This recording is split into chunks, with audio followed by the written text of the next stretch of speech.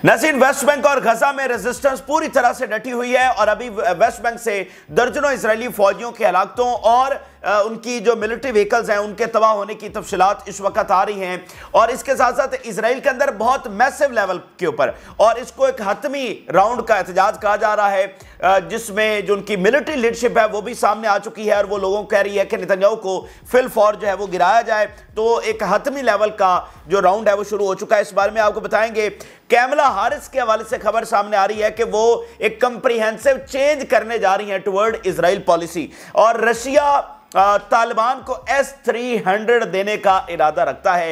ये एक ड्रामाई तब्दीली है आलमी सतह के ऊपर जो इस वक्त आ रही है। माजी के दुश्मन दोस्त बन रहे हैं और माजी के दोस्त जो है वो दुश्मन बन रहे हैं। तो एक वाजे जो इत्तेहाद की चेंज है वो हमें देखने को मिल रहा है और आने वाले दिनों में हालात मुल्कों के लिए और भी सख्त होने जा रहे हैं, क्योंकि एक बार फिर either you are with us or against अस वाली जो अमेरिकी पॉलिसी है वो दुनिया के ऊपर लागू होने वाली है। और इसमें वो न्यूट्रल मुल्क जैसा कि इंडिया है जो ईस्टर्न ब्लॉक के साथ भी है, वेस्टर्न ब्लॉक के साथ भी है और अपनी पॉलिसी को दरमियान में लेकर न्यूट्रल तरीके से चल रहा है, ऐसे मुल्कों के ऊपर बहुत ज़्यादा दबाव आने वाला है। इस बारे में बात करेंगे कि दुनिया के बड़े पर्दे के ऊपर क्या तब्दीली आ रही है, इजराइल जंग के साथ उसका क्या ताल्लुक निकलेगा।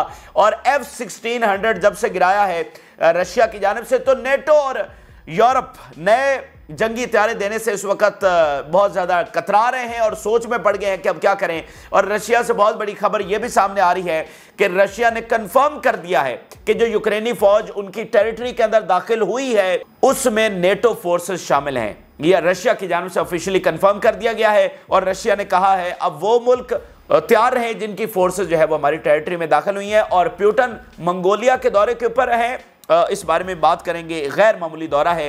ताज़ा तरीन तफसीलात आपके साथ शेयर करते हैं। जिन लोगों ने चैनल को सब्सक्राइब नहीं किया उनसे रिक्वेस्ट करेंगे कि चैनल को जरूर सब्सक्राइब कर लें ताकि हर आने वाली वीडियो आप तक पहुंच सके। नाज़रीन, सबसे पहले मैं ईरान के सदर के हवाले से एक अहम तरीन जो स्टेटमेंट सामने आई है, जो अहम तरीन डेवलपमेंट है जो उन्होंने खुद शेयर की है, वो मैं पहले आपसे बताना चाहता हूँ। ईरान के जो सदर हैं उन्होंने कहा है कि वो अपना सबसे जो पहला दौरा है वो इराक का करने जा रहे हैं। इस बारे में बातें तो चल रही थी लेकिन आज ईरानी सदर ने कंफर्म कर दिया है कि वो इराक का दौरा करेंगे और इमाम हुसैन रज़ी अल्लाह ताला अन्हो के जो मज़ार है वहाँ पर सबसे पहले जाकर हाज़िरी देंगे। ज़रा बयान देखिए।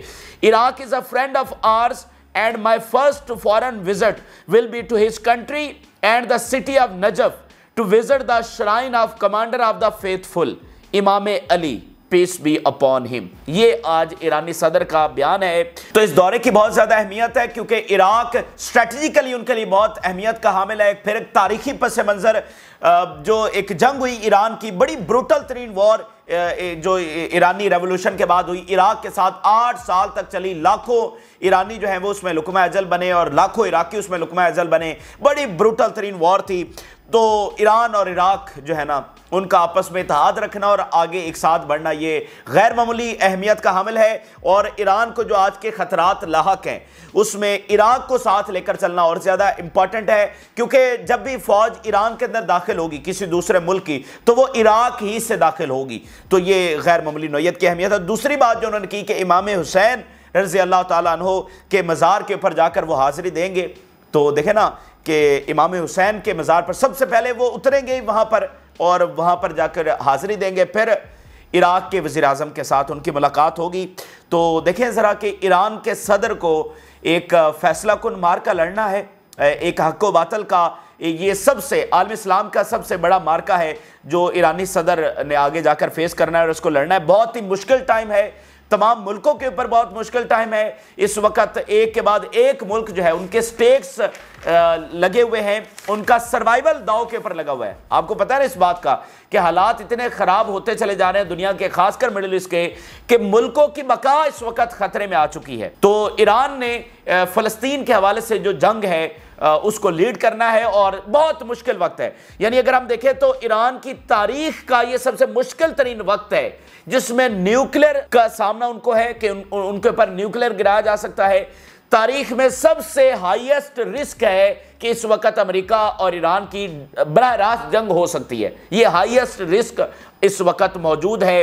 अब देखें ना कि अमेरिका ने वाज़ेह धमकियां लगा रखी है कि जब भी ईरान अटैक करेगा हम उसके जवाब में ईरान के ऊपर हमला कर सकते हैं। ये अमेरिका दो टोक अल्फाज में कह चुका है कि ईरानी हमले के नतीजे में इलाकाई जंग छिड़ जाएगी। और ये बातें भी सबके सामने हैं और डिस्कस हो रही हैं कि अमेरिका और इजराइल ईरान के ऊपर न्यूक्लियर बम गिराने का भी इरादा रखते हैं, टैक्टिकल न्यूक्लियर बम्स। तो इस तरह की सूरत हाल है। और जो है वो ईरानी सदर सबसे पहले इमाम हुसैन रजी अल्लाह ताला अन्हो के शराइन के ऊपर जाएंगे, फिर इराकी वज़ीर आज़म के साथ मुलाकात करेंगे और फिर उसके बाद बाकी दौरे देखते हैं। सऊदी अरब का मुमकिन है कि दौरा हो और MBS ने भी कमिट किया हुआ है कि वो ईरान का दौरा करेंगे। लेकिन अब फिर इस्माइल हानिया की शहादत और फिर अभी किंग जो हैं वो थोड़े से बीमार हैं, बल्कि काफ़ी बीमार है, तो इस वजह से MBS ने अपनी सारी जो एक्टिविटीज़ हैं, हालांकि जापान का उनका बड़ा इंपॉर्टेंट दौरा होना था लेकिन वो भी उन्होंने मनसूख कर रखा है। अच्छा नाज़रीन, ईरान की जानिब से एक बार फिर ये बात सामने आ रही है कि इजराइल बहुत ज़्यादा मुतहरिक हो चुका है ईरान के अंदर,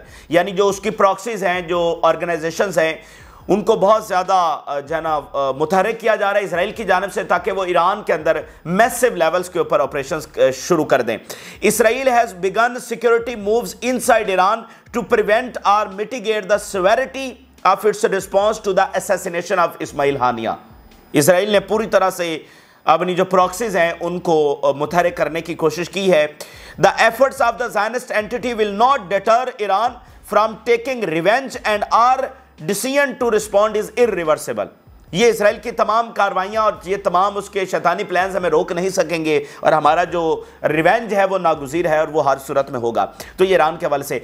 अब नाज़रीन, इसराइल के हवाले से जो ताज़ा तरीन खबरें आ रही हैं उसमें सबसे पहले मैं इजरायली फैमिलीज जो हॉस्टेजेस की फैमिलीज हैं उनके दो बयान आपके सामने रखना चाहता हूं, फिर जरा सूरत हाल आपको बताते हैं। इजरायली मीडिया की जुबानी जरा दो बयान देखिए। Families of the Israeli prisoners, Netanyahu has let the prisoners go and starting tomorrow the state will be shaken. कल से हम ऐसे मुजाहरे करने जा रहे हैं कि स्टेट विल बी शेकन, हम रियासत को पूरी तरह से हिला के रख देंगे। We call on the public to prepare, we will paralyse the state. हम पब्लिक को कह रहे हैं कि वो तैयार हो जाए, हम रियासत को पूरी तरह से पैरालाइज करके रख देंगे। आपने इतनी शिद्दत वाला बयान फैमिलीज की जानिब से नहीं सुना होगा, ना इजरायली सोसाइटी की जानिब से सुना होगा। तो नेतन्याहू को हटाने के हवाले से मुजाहरे तो कई महीनों से चल रहे हैं और बहुत कुछ हुआ है, उसके घर के सामने में मुजाहरे हुए हैं। लेकिन अभी जो बताया जा रहा है, जो इजरायली मीडिया रिपोर्ट कर रहा है कि एक फाइनल राउंड की बात की जा रही है, क्योंकि इस वक्त जो इंपैक्ट क्रिएट हुआ है ना, जो इजराइल के अंदर एक ड्रामाई सूरत हाल में तब्दीली आ रही है और इंटेंसिटी बहुत ज़्यादा बढ़ गई है। यानी मुजाहरे कई महीनों से हो रहे हैं, सारी चीज़ें चल रही हैं, लेकिन जो अचानक से ये इतनी बड़ी इंटेंसिटी देखने को मिल रही है कि वो ऐसे अल्फाज इस्तेमाल कर रहे हैं कि हम रियासत को हिला के रख देंगे और रियासत को पैरालाइज कर देंगे और नेतन्याहू की गवर्नमेंट को गिराए बगैर अब रुकेंगे नहीं। तो इसमें जो सबसे बड़ा इंपैक्ट क्रिएट हुआ है वो वेस्ट बैंक ने क्रिएट किया है कि इससे पहले नेतन्याहू के हवाले से अब इजरायली सोसाइटी को क्लियर हो चुका है कि वो प्रिजनर्स को वापस नहीं लाना चाहता।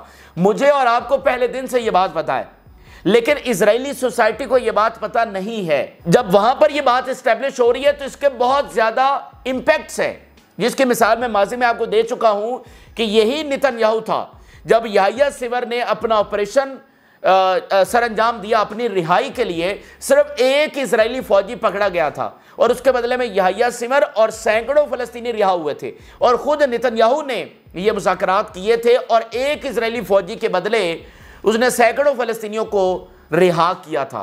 तो हॉस्टेजेस की अहमियत है। इसी तरह जब हिजबुल्लाह ने कुछ अगवा किए थे इजरायली फौजियों को तो उस पर भी ऐसे इजरायली मुज़ाकरात किए थे और कैदियों का लेन देन और बहुत सारी चीज़ें हुई थी। तो इस बार ये गैर मामूली सूरत हाल थी इसराइल के अंदर के प्रिजनर्स को, हॉस्टेजेस को पूरी तरह से अबंडन कर दिया गया। लेकिन नेतन्याहू ने हमेशा यही कहा कि हम लाएंगे, हम वापस लाने की कोशिश कर रहे हैं। लेकिन अब चीजें इजरायलियों को क्लियर हो रही हैं, स्टैब्लिश हो रही हैं कि नहीं, नेतन्याहू नहीं लाना चाहता और वो खत्म करना चाहता है, मतलब उसने हमारे हॉस्टेजेस को कुर्बान कर दिया है। और दूसरा इंपैक्ट ये है उसी में कि जब उनकी फॉर्मर मिलिट्री लीडरशिप और मौजूदा जो लीडरशिप है उसके जब बयानात आ रहे हैं कि हम जंग हार रहे हैं, नेतन्याहू पर्सनल इंटरेस्ट में काम कर रहा है और हमें गजा में कोई फतह नहीं मिल रही है, और फिर अभी ताज़ा तरीन वेस्ट बैंक से जो इजरायली ताबूत निकले हैं, इसने मतलब उनको जो है ना एस्केलेट कर दिया सूरत हाल को और अब वो कह रहे हैं कि अब हम किसी सूरत में वापस नहीं आएंगे। मैंने आपको फॉर्मर मोसाद चीफ का बयान शेयर किया कि जिसमें उसने कहा है कि इसराइली निकले और नेतन्याहू का तख्ता गिराएं, ठीक है। तो इस चीज ने सूरत हाल को यहां पर ला दिया। तो वेस्ट बैंक में जाना, जहां से नेतन्याहू कुछ अचीव करना चाह रहा था, इमेज ऑफ विक्ट्री हासिल करना चाह रहा था, वो दरअसल उल्टा पड़ गया है। अब इसमें यह बात जरूर ज़हन में रखें कि जो फलस्तीनी सिविलियंस हैं वो वेस्ट बैंक में वो सफ़र कर रहे हैं, उनके घर छीने जा रहे हैं, जो है वो फ़लस्तीनियों की शहादतों की भी खबरें आ रही हैं और हॉस्पिटल्स का मुहासरा किया हुआ है। लेकिन अगर आप देखें तो वेस्ट बैंक में तो ये साइलेंट वॉर पिछली कई दहाइयों से जारी है। ये सिलसिला वहां पर कभी रुका ही नहीं है। वहां पर फ़लस्तीनियों के ऊपर अटैक्स होना, जो है वो उनके घर छीन लेना, फ़लस्तीनियों को शहीद करना, तो ये साइलेंट और कॉन्टिन्यूस वॉर है जो वहां पर जारी है। लेकिन ये जो इजरायली फौजियों का मरकर वापस आना है और जख्मी होकर वापस आना है, ये इस वक्त जो है वो दूसरी चीज हुई है। उस माहौल में जब नेतन्याहू ऑलरेडी हार रहा था और बहुत ज्यादा इजरायलियों को कंसर्न था, बेनी गांट्ज जैसा सबसे पॉपुलर शख्स ये कह रहा था कि नेतन्याहू जंग रोके क्योंकि हम जंग भी हारेंगे और इजराइल के अंदर खाना जंगी हो सकती है। यानी इजराइल की सबसे पॉपुलर अगर कोई शख्सियत है, पॉपुलर शख्स है, तो वो बेनी गांट्ज, वो 15 दिन पहले ये कह रहा था। उसमें वेस्ट बैंक में इजराइल की ये हार और नेतन्याहू की ये हार, तो उसने नेतन्याहू के सारे प्लान्स को उल्टा कर दिया है। अब जरा देखिए ताजा तरीन जो ऑपरेशंस हुए हैं। We detonated a number of explosive devices in Israeli military vehicles and achieve direct hits among soldiers. Al Aqsa Martyrs Brigade और जैनन ब्रिगेड ये कह रहे हैं कि हमने ऑपरेशंस किए हैं, बहुत सारी एक्सप्लोसिव डिवाइसेस एक्सप्लोड की हैं, जिसमें बहुत सारी इजरायली मिलिट्री व्हीकल्स और उनको हिट किया गया है और जो इजरायली फौजी हैं, मैनी इजरायली सोल्जर जो है वो इसमें हलाक हुए और जख्मी हुए। इस लेवल के ऑपरेशन वहां पर किए जा रहे हैं। एक फलस्तीनी फाइटर भी शहीद हुआ है और बहुत सारे इजरायली फौजियों को मार कर वो शहीद हुआ है। मर्टायर अमजद अल कनारी was killed while participating in the implementation of a complex ambush in the merge axis in the Jenin camp, in which the Israelis were killed and wounded. Amjad Al Qanari जो हैं वो शहीद हुए हैं। कब शहीद हुए हैं? जब वो एक मुश्किल तरीन जो घात है उसको सरंजाम दे रहे थे, जिसमें बहुत सारे इजरायली फौजी मारे गए, तो उसी ऑपरेशन में वो खुद भी शहीद हो गए। तो ये कुर्बानियां दी जा रही हैं। गजा से जरा खबर देखिए। The army spokes person will allow the publication of the details about difficult events that took place in the Gaza with in the next 24 hours. वो कह रहा है कि जो गजा में अभी ताजा तरीन डिफिकल्ट इंसिडेंट्स हुए हैं, जिसमें हमारे फौजी मारे गए और जख्मी हुए हैं, अभी आने वाले घंटों में हमें इजाजत दी जाएगी कि हम वो इवेंट्स शेयर कर सकें। एक जो है वाकये के ऊपर, मतलब वो इजरायली मीडिया के ऊपर सेंसरशिप है। आपको पता है कि जब हिजबुल्लाह ने हमला किया तो उस वक्त भी बहुत ज़्यादा सिक्योरिटी उस मोसाद बेस की बढ़ा दी गई और मीडिया के ऊपर पूरी सेंसरशिप के ये ना दिखाया जाए कि हमारा कितना नुकसान हुआ है। तो इजरायली मीडिया की जुबानी आप देखिए, क्या ये फातेह मीडिया है कि अगर इतनी सेंसरशिप है तो क्या ये इजराइल फातेह? और सबसे बड़ा देखिए, अगर आप अभी भी कंफ्यूज है कि कौन जीत रहा है, ठीक है, अगर आप अभी भी कंफ्यूज है तो एक सिंपल लाइन में आपको बताता हूं। अगर इजराइल फातेह है तो वो अपनी फतह का क्लेम करे, यानी अगर उसको फतह मिल जाती तो जंग खत्म हो गई होती। ये बात आप ज़हन में रखें। कोई भी रियासत जंग को लंबा नहीं खींचना चाहती है। हर रियासत की ये कोशिश होती है कि वो जल्द अज जल्द जंग को वाइंड अप करे, क्योंकि उसकी इकॉनमी तबाह हो रही होती है, उसकी सोसाइटी कोलैप्स हो रही होती है, बहुत सारे मामला हो रहे होते हैं। तो अगर इजराइल फातेह है तो फिर फतह क्लेम करे, तो वो फतह क्लेम नहीं कर सकता है। ये इस का सबसे बड़ा सबूत है। अगर आप अभी तक कंफ्यूज हैं कि इसमें कौन जीत रहा है और कौन हार रहा है, तो इजरायली मीडिया के ऊपर इतनी सेंसरशिप है कि वो कह रहे हैं कि अगले घंटों तक हमें इजाजत मिलेगी और हम आपको बताएंगे कि गजा में क्या डिफिकल्ट इंसिडेंट्स हुए। तो लेबनानी हमलों में हलाकतें इजराइल की, गजा में हलाकतें और वेस्ट बैंक में हलाकतें। तो ये तीन तरफा पहलू हैं, तीन एक्टिव महाज हैं। जो मैंने शुरू में आपको फैमिलीज का बयान सुनाया कि वो कह रहे हैं कि हम रियासत को हिला के रख देंगे और पैरालाइज करके रख देंगे, ठीक है। अब जरा इजराइल की जो इंतहा पसंद काबीना है वही ज़ायनिस्ट और ग्रेटर इजराइल बनाएंगे और लेबनान को भी शामिल करेंगे और जॉर्डन को भी करेंगे, सिनाई भी छीन लेंगे, शाम भी ले लेंगे। जरा उनकी हठधर्मियाँ देखिए और कह रहे हैं कि फ़लस्तीनी रियासत किसी तौर पर नहीं बनने देंगे। We are committed to expanding the operation in the West Bank and acting decisively to confront any threats. ये समूतरिश का बयान है कि वेस्ट बैंक में हम एक्सपेंड करने जा रहे हैं और हर एक जो थ्रेट है उसको डिसाइसिवली हम मीट करेंगे। Our response must be to strengthen settlements and थॉट the establishment of Palestinian state that threatens our security and existence. हम सेटलमेंट्स को स्ट्रेंथन करेंगे, मजबूत करेंगे और हर उस कोशिश को नाकाम बनाएंगे जो फ़लस्तीनी रियासत की तरफ लेकर जाएगी, क्योंकि फ़लस्तीनी रियासत हमारी एग्जिस्टेंस को सबसे बड़ा खतरा है। ठीक है जी। इजरायली फॉरेन मिनिस्टर का बयान देखिए, what Iran seeks in the West Bank also threatens the stability of the Urdun. नया शोशा छोड़ दिया है, कह रहा है ये जो ईरान इधर वेस्ट बैंक की हेल्प कर रहा है, ये जॉर्डन को डिस्टेबलाइज करने की कोशिश कर रहा है। और इस वक्त मैं आपको बता दूं कि जॉर्डन और ईरान में एक पूरा कम्युनिकेशन चैनल कायम हो चुका है। नए ईरानी वज़ीर ख़ारिजा का रब्ता भी हुआ, आपने पिछले वीडियो में आपको बताया। तो ईरान सब के साथ कम्युनिकेट कर रहा है और उनको हक़ाइक़ से आगाह रखे हुए। तो इनके ये शैतानी एजेंडे अब चलने वाले नहीं हैं, सबको पता है कि जिम्मेदार कौन है। Iran is flooding the camps with money and smuggled weapon via Urdun to establish an eastern terrorist fronts. जनाब, जो वेस्ट बैंक के कैंप्स हैं उनमें बहुत असले और बहुत जो फाइनेंस है वो ईरान कर रहा है। अब इसमें ठीक है, ये अपना प्रोपेगेंडा तो जारी रखे हुए हैं, लेकिन आप देखें किसी अरब मुल्क ने ईरान के खिलाफ एक भी स्टेटमेंट जारी नहीं किया। ईरान तो क्या, यमन के खिलाफ किसी अरब मुल्क ने एक भी स्टेटमेंट जारी नहीं किया है। इवन इजिप्ट ने नहीं किया, कि जो तो बराह रास्त मतलब अरबों डॉलर उस सुएज कैनाल से 10 अरब डॉलर का नुकसान हुआ है इजिप्ट को कम से कम, तो उसने एक बयान भी यमन के खिलाफ नहीं दिया। तो अब जो इनकी प्रोपेगेंडा मशीनरी थी ना सारी ईरान और अरबों को लड़ाने वाली, फिलहाल तक तो वो नाकाम हो चुकी है। ये अरब्स भी इस बात को अच्छे तरीके से समझ रहे हैं कि उनकी बका अब इसराइल के साथ खड़े होने में नहीं है, उनका मुस्तकबिल इसराइल के साथ खड़े होने में नहीं है, क्योंकि उनकी आवाम कहीं दूसरी तरफ खड़ी है, वो फ़लस्तीन के साथ खड़ी है। वो इनको मौका नहीं देगी कि ये इसराइल के साथ जाकर खड़े और इसराइल को डिफेंड करें। तो इसलिए ईरान के साथ ताल्लुकात की बहाली, और इसकी एक और अहम वजह यह है कि अरब जो है वो अमेरिका से हटकर चाइना और रशिया की तरफ देख रहे हैं। तो चाइना और रशिया के साथ मामलात बेहतर करने के लिए ज़रूरी है कि वो ईरान के साथ मामलात बेहतर करें, क्योंकि आगे से रशिया और चाइना भी यही कह रहे हैं कि ईरान के साथ ताल्लुकात को बहाल किया जाए। और आप देख लें कि बहुत सारे ताल्लुकात, बहरीन मतलब एक बहुत बड़ी डेवलपमेंट, बहरीन और ईरान के ताल्लुकात की बहाली, ये एक बड़ी ज़बरदस्त डेवलपमेंट है जो प्यूटन ने करवाई है। अच्छा, आगे नाज़रीन चले तो अमेरिका से बहुत गैर मामूली खबर सामने आ रही है कैमला हारिस के हवाले से। वाशिंगटन पोस्ट ने यह रिपोर्ट किया है कि कैमला हारिस इजराइल के हवाले से एक कंप्रीहेंसिव पॉलिसी चेंज करने जा रही है।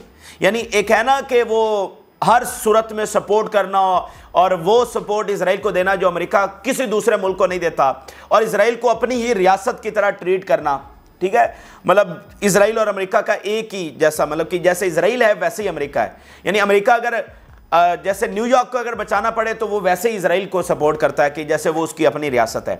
इस तरह की सपोर्ट दुनिया में कोई मुल्क किसी दूसरे मुल्क को नहीं देता जिस तरह अमेरिका देता है। लेकिन यहां पर एक तारीखी तब्दीली आने जा रही है। अवामी सतह पर तो आप ये देख ही चुके हैं, लेकिन वाशिंगटन पोस्ट ये कह रहा है कि ये सरकारी सतह के ऊपर, ये दहाइयों के ऊपर मुबनी ये हिस्टोरिक तब्दीली आने जा रही है। इस वक्त इजराइल टोटल जो है वो अमेरिका की सपोर्ट के ऊपर खड़ा हुआ है। मैं जरा पहले खबर आपके साथ शेयर कर देता हूं। Washington Post, Kamala Harris is likely to conduct a comprehensive analysis of US policy towards Israel. Comprehensive, it is widely expected that Phil Gadon will be appointed as Harris National Security Advisor if she wins the presidency.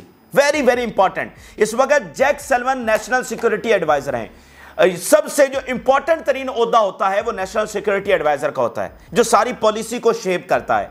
तो किसको Kamala Harris लगाएंगी national security adviser, उन्होंने नाम बताया।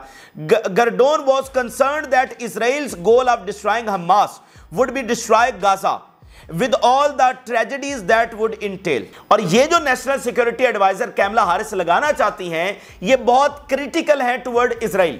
यानी ये Israel की सारी पॉलिसी जो हैं उनसे मुताबिकत नहीं रखते हैं, उसको सपोर्ट नहीं करते हैं, बल्कि उसको क्रिटिसाइज करते हैं। और ये कह चुके हैं कि ये जो हमास का बयानिया बना रहा है इजराइल, ये झूठ बोल रहा है, इसका असल मकसद गजा को तबाह करना है और निहत्ते लोगों को मारना और एथनिक क्लींजिंग करना है। ये वो national security adviser Kamala Harris लगाना चाहती है और पूरी तरह से टुवर्ड इजराइल पॉलिसी बदलना चाहती है। लेकिन वाशिंगटन पोस्ट ये लिख रहा है कि चूंकि इस वक्त इलेक्शन चल रहा है तो इलेक्शन में वो इतना खुलकर नहीं बोल सकती, क्योंकि ट्रंप जो है वो बड़ी चालाकी के साथ काम ले रहा है। ट्रंप मुसलमानों का वोट भी अपनी तरफ खींचने की कोशिश कर रहा है और जो इजरायली यानी ज्यूइश वोट है वो भी अपनी तरफ। और ये ज़हन में रखें कि मुसलमान 1% हैं और ज्यूज की आबादी मुसलमानों से ज्यादा है वहां पर, यानी उनका जो परसेंटेज है वोट्स की वो ज्यादा है। तो ट्रंप इस वक्त जो है वो ज्यूइश वोट भी ले रहा है और मुस्लिम वोट को भी लेने की कोशिश कर रहा है। पिछले दिनों ट्रंप ने बयान दिया कि मैं हैरान हूंगा और ये बड़ी डिसग्रेसफुल बात होगी कि अगर कोई यहूदी है और वो कैमला हारिस को वोट, मतलब वो पूरी चालाकी के साथ चल रहा है। तो यहां पर कैमला हारिस खुलकर नहीं बोल सकती इजराइल के खिलाफ, ठीक है, क्योंकि ज्यूइश वोट मतलब वो माने रखता है और फिर इजरायली लॉबी, एपेक सारा।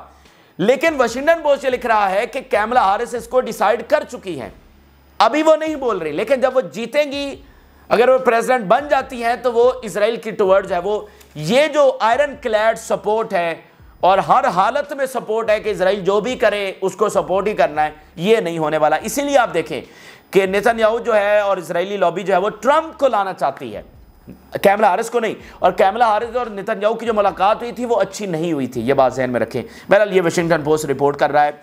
और कैमला हारिस इसी वीक में मिशिगन जा रही हैं और वो स्टेट जहां पर मुसलमान वोटर्स हैं, तो इस वक्त उनका मिशन अगले 7 दिन, 10 दिन, 15 दिन जो है मुस्लिम वोटर्स के ऊपर उनका फोकस होगा। अच्छा, अब यहां पर नाज़रीन रशिया से जो सबसे बड़ी खबर सामने आ रही है, रशिया ने नाज़रीन ये कंफर्म किया है और ये बहुत खतरनाक बात है कि नेटो फोर्सेस शामिल हैं जो यूक्रेनी फौज दाखिल हुई है। यानी इससे पहले तो एक्सपर्ट्स की राय थी और एक असेसमेंट थी ना, लेकिन आज सर्जेई लेवरोव का बयान सामने आया है कि हमने ये कंफर्म कर लिया है। Sergei Lavrov confirms the participation of foreign military units in the invasion of Kursk region. The head of the Russian foreign ministry, the foreign conversations have already been recorded. There are large number of mercenaries, perhaps not mercenaries but military personals. जो official army है मुख्तलिफ countries की, वो यूक्रेनी फौज की उसमें मिलकर जो है वो रशिया के ऊपर हमलावर है। ठीक है, ये उन्होंने कंफर्म किया, तो इसका वो कह रहे हैं कि फिर जवाब हम देंगे। दूसरी बात यह है कि जो पहला त्यारा गिरा दिया है F-16 रशिया ने, उसके बाद नेटो बहुत फंस गया है, यूरोप बहुत फंस गया है। ऑलरेडी एक डिवीजन है यूरोप के अंदर, बहुत सारे मुल्क यूक्रेन को सपोर्ट नहीं कर रहे हैं और यूरोप की आवाम तो बिल्कुल ही यूक्रेन को सपोर्ट नहीं कर रही है, बिल्कुल ही। वो इस जंग को बंद करना चाहते हैं, यूक्रेन की अपनी आवाम जंग को बंद करना चाहती है। तो अब नाज़रीन हुकूमतों के ऊपर दबाव बहुत ज्यादा बढ़ गया है। F-16 जिसके लिए इतने महीने लगे और अभी सिर्फ 6 दिए गए हैं और अभी पीछे वो देने की तैयारी कर रहे थे, अब वो सोच रहे हैं कि हम दें ना दें, क्या करें। तो एक उनको बड़ा मसला वहां पर दरपेश आ गया है। हैरान कुन खबर देखिए, खबर यह है कि रशिया S-300 दे सकता है तालिबान को। ठीक है, माजी के दोस्त दुश्मन और माजी के दुश्मन जो है वो दोस्त बन रहे हैं। तो अगर ऐसा होता है, वैसे ये होगा, तालिबान का डेलीगेशन जो है वो विजिट उन्होंने पिछले दिनों किया था रशिया का, और चाइना और ईरान काफ़ी जो है ना तालिबान के साथ मिलकर, और रूस और ये सारे आपस में ताल्लुकात की बहाली, यानी ये चाइना ने तो कबूल कर लिया ना तालिबान के एम्बेसडर को, और ईरान भी मतलब एक तरह से।